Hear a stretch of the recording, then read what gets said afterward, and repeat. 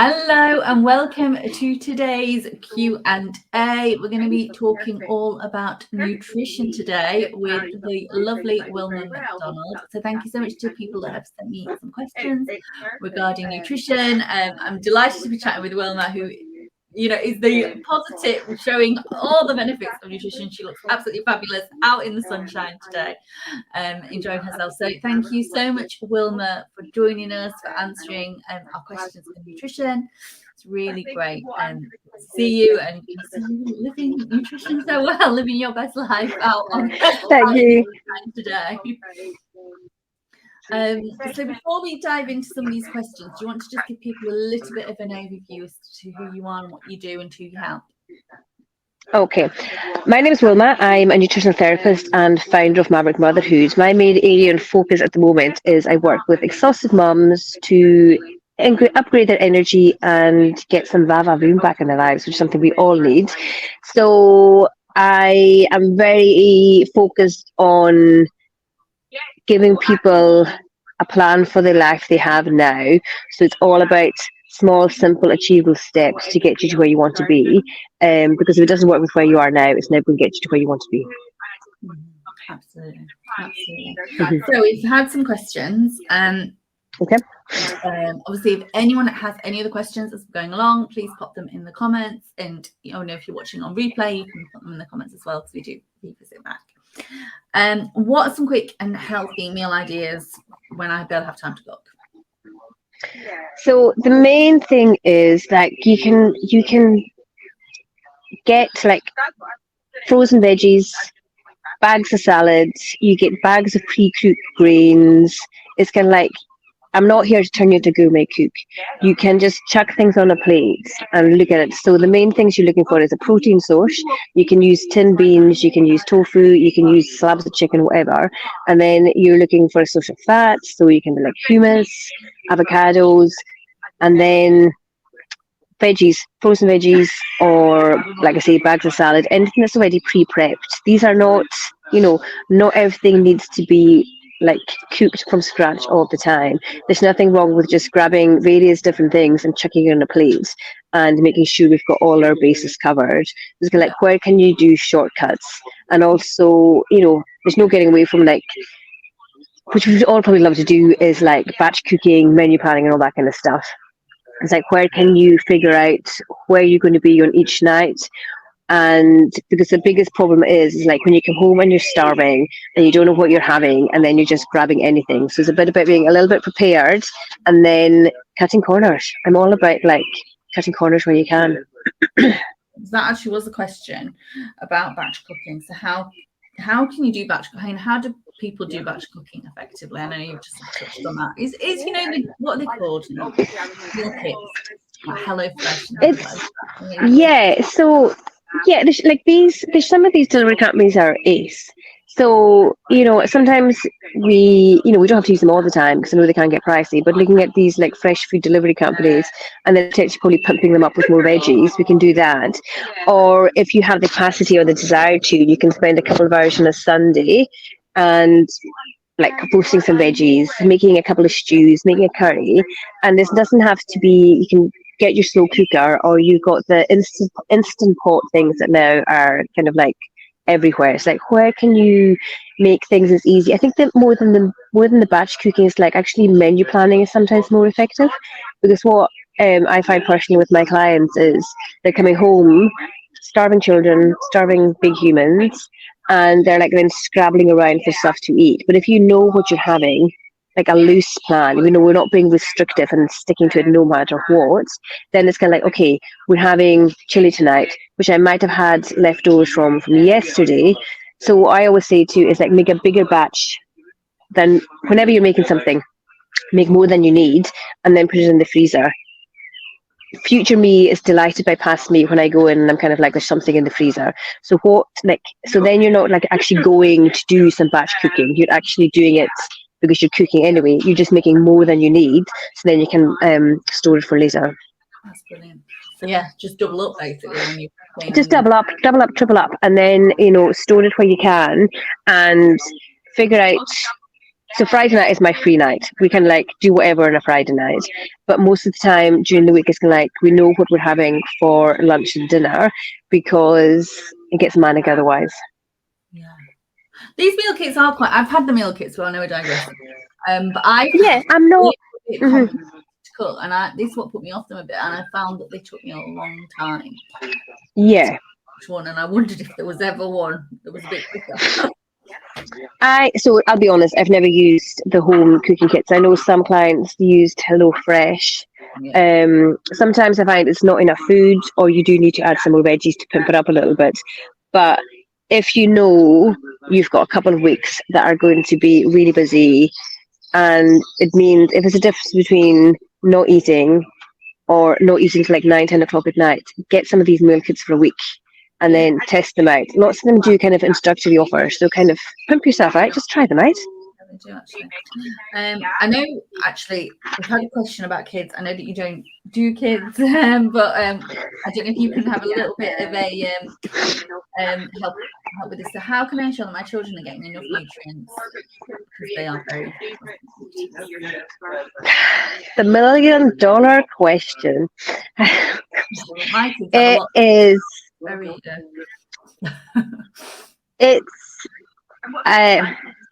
it's not as simple as saying to an adult, just put half your plate veggies, because you can give your kids half a plate veggies and they'll probably just chuck them at you or ignore them or say, I don't like them.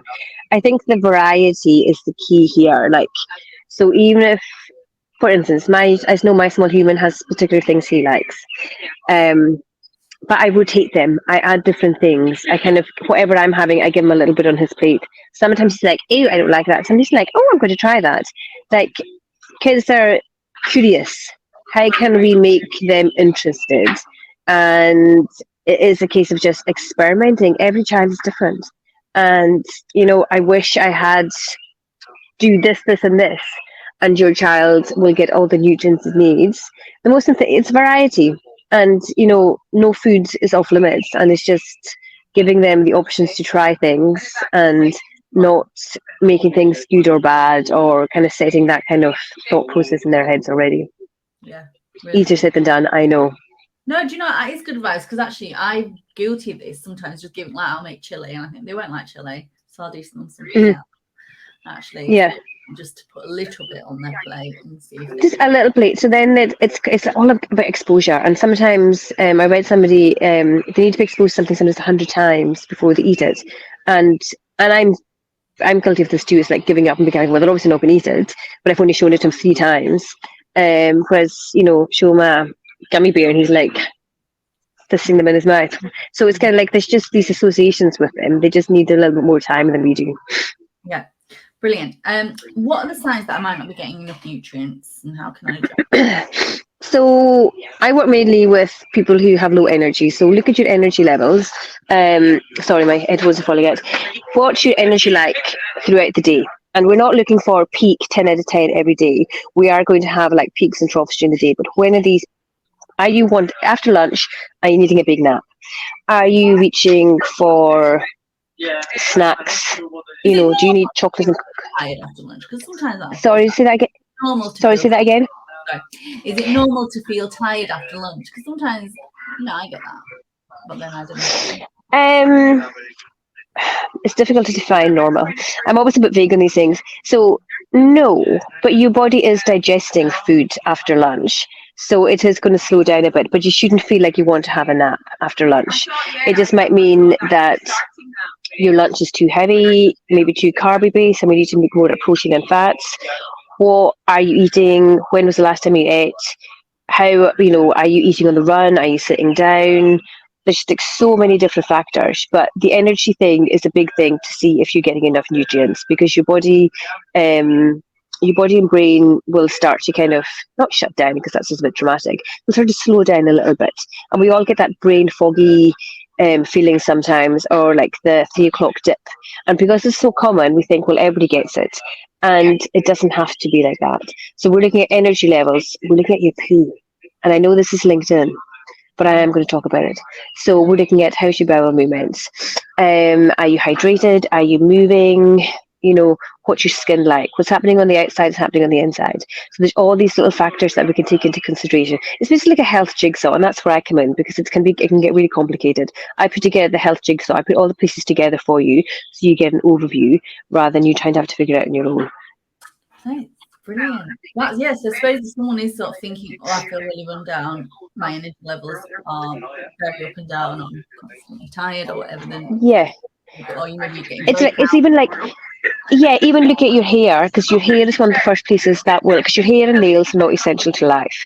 So if we are nutrient depleted, the body will take stores from where it is. They'll take stores from your hair follicles and from your nails. So if your hair and nails are generally not great, it just means that your body's pulling nutrients from them to use elsewhere.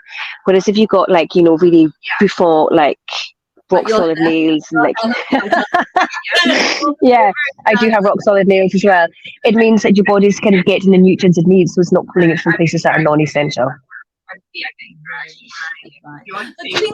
Things like that change, everything changes as you age, honey. Everything. There's no escaping that. So when our hormones are hugely impacted. That's another thing. Your menstrual cycle gives a huge amount of information as well. So everything changes. Hair will get thinner, but nails can get brittle. But aging isn't a bad thing. We just need to know how to do it well. So, and our body processes food different when we age as well. So we need to probably be more supportive as we age. But like I say, it's not, oh my God, it's downhill from here, why bother? That's not the case at all. It's the case of what can we do to support the process, and not necessarily have all the side effects that we don't want to have. I suppose a good time to see you as well, actually, is, even if you're feeling okay, but is potentially when you're going through menopause or pregnancy or something that's a big life change. And so what I'm finding at the moment is, and this happened to me, but you go from postpartum straight into perimenopause, and you're kind of like, well, is this just the way I'm destined to feel? And then chuck work in there, chuck life stresses in there, and the layers kind of start to add up. And there's a lot, perimenopause and menopause are a lot more in the news and in the forefront, but not enough. And there's definitely not enough support, and there's a lot that someone like me can do to support the process and to try and make sure that it's not the horrendous experience that we've all heard about. Very good. Brilliant. And then the final question was from somebody, I find myself reaching for sort of high fat snacks during the day. I suppose to get through those energy slumps, can you suggest snacks? Give some snack ideas that aren't so bad for you. So this points, again, I'm not going to give a clear cut, do this and this will be the solution. This points to the fact that what's being eaten at the main meals isn't optimized or possibly enough to create and sustain the energy that's needed during the day. So when we do have these energy dips, we're looking for the quick fixes, the chocolate, the coffee, that give us that fake energy boost, but then have us kind of crashing a wee while later, and we're kind of doing this all day. So what we're looking at is protein, fat, and fiber. And I know it's not the sexy, take the supplement, do this, and everything will be fine. We're looking at protein, fat, and fiber at breakfast and lunch and dinner. And when we have these things to keep us feeling fuller for longer, they balance our blood sugar levels and support our energy production and how we use it and how we store it during the rest of the day. And sometimes when that's in place, we don't need the snacks. But then again, if we are having snacks, it's kind of protein, fat, and fiber at the snacks. So you're looking at, even dark chocolate dipped in peanut butter or something like that, or apples dipped in peanut butter, or, something like that. I'll just drop my headphone.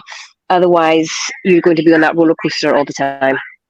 Yeah. Do you know what? I think that's really, I think a lot of it is because I remember when I used to read them, the best way to lose weight is for people, reading the magazine, have 5 Yeah, and it's actually you look like a lot of food. It's nobody I've met is eating enough. Nobody. And I've been doing this for a long time. And it's when we sort out the eating enough, because we've been programmed to eat less. Just with societal expectations, counting calories and diets and all that kind of stuff for decades. But actually, when we eat enough, it fuels our body to do what it needs to do and actually make sure that we've got the energy left over to do the things that we want to do. So yeah, that's why we need to be eating enough, probably eating more, and then focusing the protein, fat, and fiber aspect of it to give us that energy balance and keep things moving, keep things regular. All supports energy. It's kind of like it's a whole system thing. There's never just one thing that I can say, eat this and your energy will be awesome, or have this snack and you won't have a dip. It's kind of like it's the whole, like I say, the jigsaw puzzle that needs to be put together. I love it. Such good advice, Wilma. And you are obviously the best advert for eating well and for this. So if someone's watching this and thinks, you know what, I've really enjoyed listening to Wilma and want to make improvements to my diet, how I feel, to my energy levels, how can people contact you and find out more? So there's a link in my LinkedIn bio that takes you to my website. You can read all about my work there. Signing up to my newsletter called The Wing Woman, which is all about sharing pleasurable things, sharing stories, sharing ideas, and Instagram, LinkedIn, all these places. I do free 20-minute calls. So these are no obligation calls. They're just exploratory calls to see where you're at, see where you want to get to, and how I plug that gap. So please sign up if you are interested at all. Reach out to me, let's talk, message me. I'm always open to answering questions because I know it's a big deal and I know lots of people think I don't have time for this. It's going to interrupt my work. But the biggest thing that's going to impact your work and your productivity is how you feel. And the nutrition part of that is a huge. Absolutely. So it's Wilma McDonald and it's Maverick Motherhood, isn't it? Your website? It's Maverick Motherhood. Yep. So yeah. It's .co, so maverickmotherhood.co, just to kind of complete everybody.